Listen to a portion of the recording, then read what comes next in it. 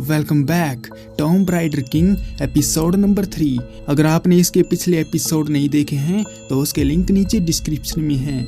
Last episode में जो हिंसू को अचानक से नोटिफिकेशन दिखता है और उसे अपने आप में काफ़ी अजीब तरह की पावर महसूस होने लगती है और अब जिहिंसू को दूसरे देश जाना है टॉम्ब ऑब्जेक्ट ढूंढने, लेकिन उसके पास पैसे ही नहीं थे। तभी उसके कुछ जानकार आदमी आकर उसका रास्ता रोक लेते हैं। उस बंदे का कहना है कि वो जिहिंसू का सीनियर है, इसीलिए उसको अपना सिर झुकाना चाहिए।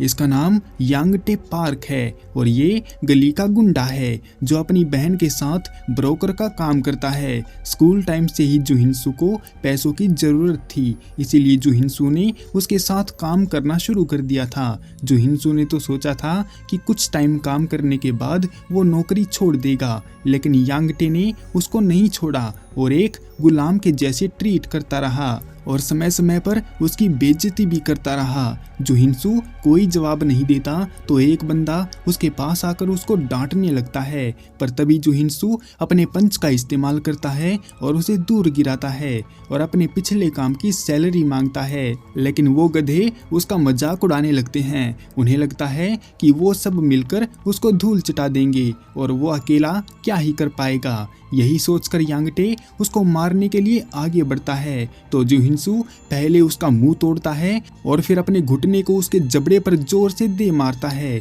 वो लोग हैरान थे कि एक डरपोक सा लड़का इतना ताकतवर कैसे बन गया। फिर वो सब एक साथ मिलकर अटैक करते हैं और जिहिंसू आसानी से लात मार मार कर सबको टेक डाउन कर देता है। जिहिंसू अच्छी तरह से जानता है कि वो उनसे लड़ाई इसीलिए कर पा रहा है क्योंकि उसने 15 साल डिफेंस ट्रेनिंग ली थी। भले ही उसने डिफेंस ट्रेनिंग ली है, लेकिन जिहिंसू को जल्दी ही इस फाइट को ख़त्म करना पड़ेगा, नहीं तो उसके ऊपर दिक्कत आ सकती है। फिर यांगटे जिहिंसू को ख़त्म करने के लिए एक चाकू निकाल लेता है और जिहिंसू उसे देखते ही पहचान जाता है कि वो एक रियल लाइक है, लेकिन उसे समझ नहीं आता कि इतना एक्सपेंसिव ऑब्जेक्ट यांगटे के पास क्या कर रहा है।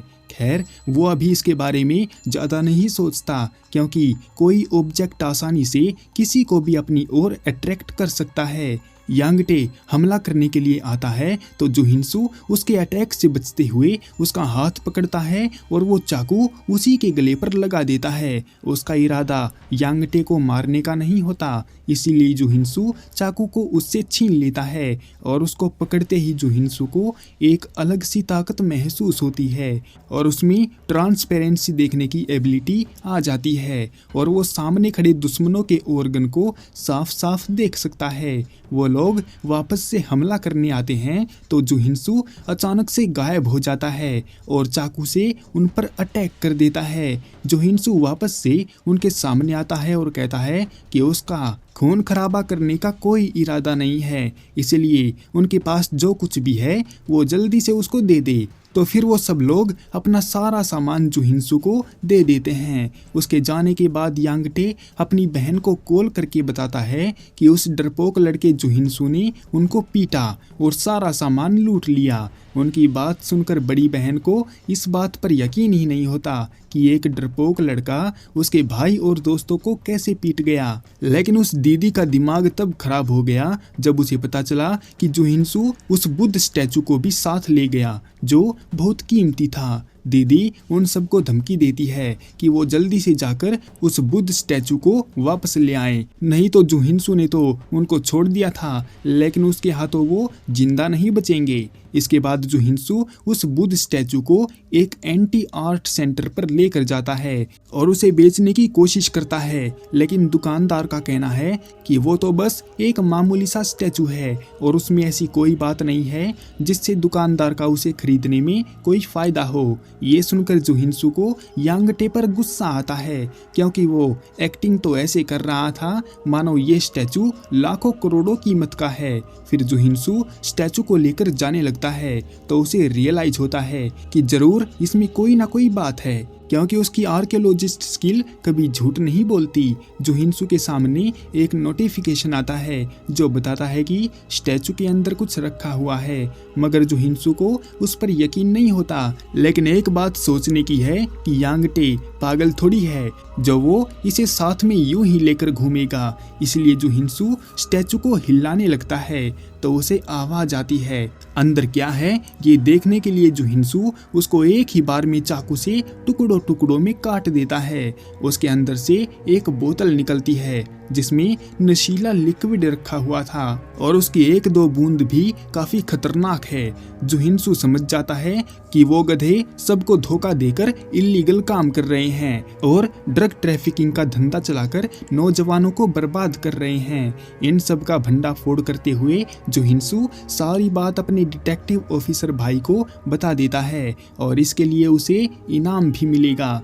वहीं जियांग गैलरी में यांगटे की बहन प्रेसिडेंट से बात कर रही थी और प्रेसिडेंट उस पर चिल्ला रहा था क्योंकि वो अपना काम ठीक से नहीं कर रही थी। तभी जियोनवू यांगटे को अरेस्ट करके वहां पर ले आता है और बताता है कि उसका भाई ड्रग ट्रैफिकिंग के अपराध में पकड़ा गया है, जिस पर बहन सफाई देती है कि वो तो सीधे साधे लोग हैं जो आर्ट गैलरी चलाकर अपना गुजारा करते हैं। लेकिन जियोनवू उसकी बातों में नहीं आता क्योंकि उसके पास पक्के एविडेंस हैं जो ये बात साफ करते हैं कि वो दोनों यहाँ पर गैर कानूनी काम कर रहे थे और साथ में उनके वेयर हाउस भी सील कर दिए गए हैं जहां उनका सामान रखा जाता है।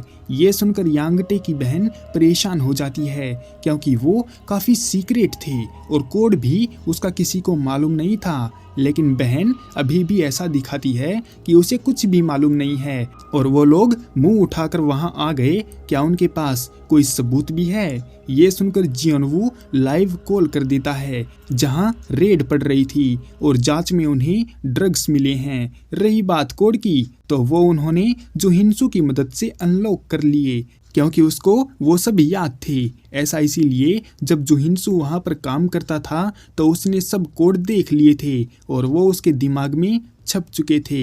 अब तो दीदी की भी हेकड़ी निकल गई और पुलिस वाले मदद के लिए जुहिनसू को शुक्रिया बोलते हैं। खैर जुहिनसू को भी मजा आया उनका काम तमाम करने में क्योंकि वो साले उसे परेशान किया करते थे।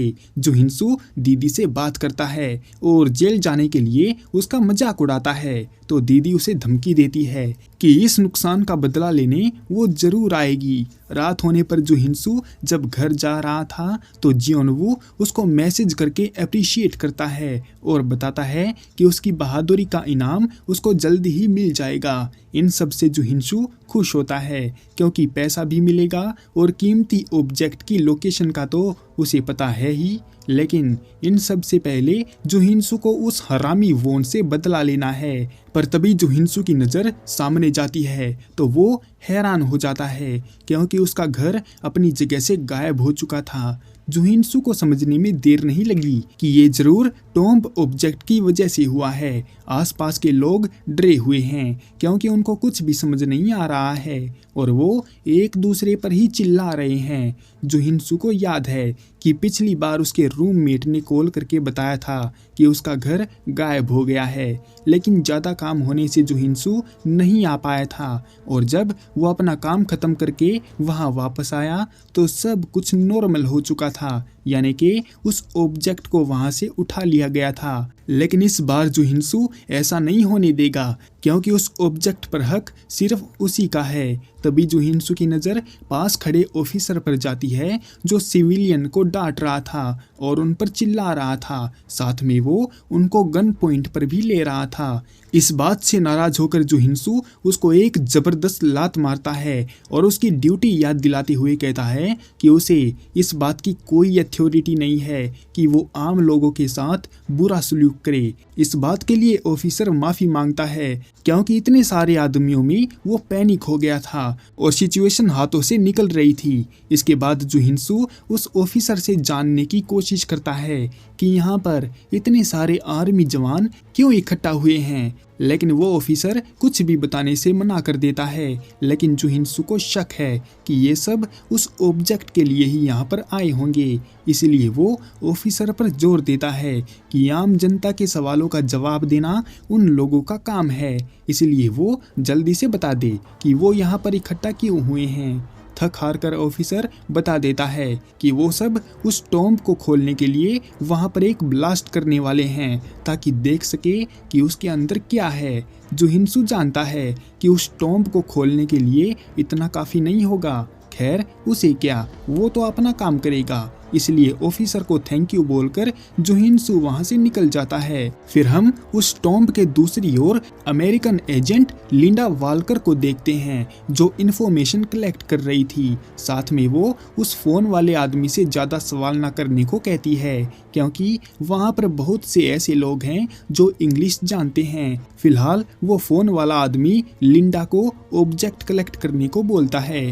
तभी वहां पर जापानीज एजेंट कियोशी एबे आता है और लिंडा से बात करने लगता है। बातें करते हुए उन दोनों की ऑब्जेक्ट को लेकर बहस हो जाती है कि कौन से देश को ऑब्जेक्ट की ज्यादा जरूरत है, और पास खड़ा जुहिनसू उनकी बातों को सुन रहा था और मौका देखते ही चुपके से अंदर चला जाता है। वहां पर उसे टॉम्ब ग्लेफ्स दिखते हैं जो कि एक तरह का निशान है और इसमें हिडन लैंग्वेज में अंदर जाने का रास्ता छिपा हुआ है जो बताता है कि कौन सा ऑब्जेक्ट कहां पर है और अंदर किस तरह के ट्रैप लगे हुए हैं। जुहिनसू उनको समझने की कोशिश करता है पर अचानक से उसके सामने एक नोटिफिकेशन आता है और बताता है कि जुहिनसू ने दूसरी स्किल को अनलॉक कर लिया है जो लैंग्वेज बोलने और समझने में मदद करेगी। अब जुहिनसू को बस 2 स्किल और कलेक्ट करनी है और फिर 2 और बाकी रह जाएंगी। इसके बाद एक नदी किनारे पर भी एक ग्लेफ्स वाला निशान उभर आता है और उसको काटने के लिए जुहिनसू अपना चाकू निकालता है और एक स्लैश मारता है जिससे उस निशान में से तेज रोशनी निकलने लगती है। फिलहाल के लिए इस एपिसोड को यहीं पर एंड करते हैं। क्या उस निशान से कोई नया रास्ता निकला है या वो निशान कोई और बड़ी मुसीबत खड़ी कर रहा है, वो तो हम नेक्स्ट एपिसोड में देखेंगे। तब तक के लिए सायोनारा।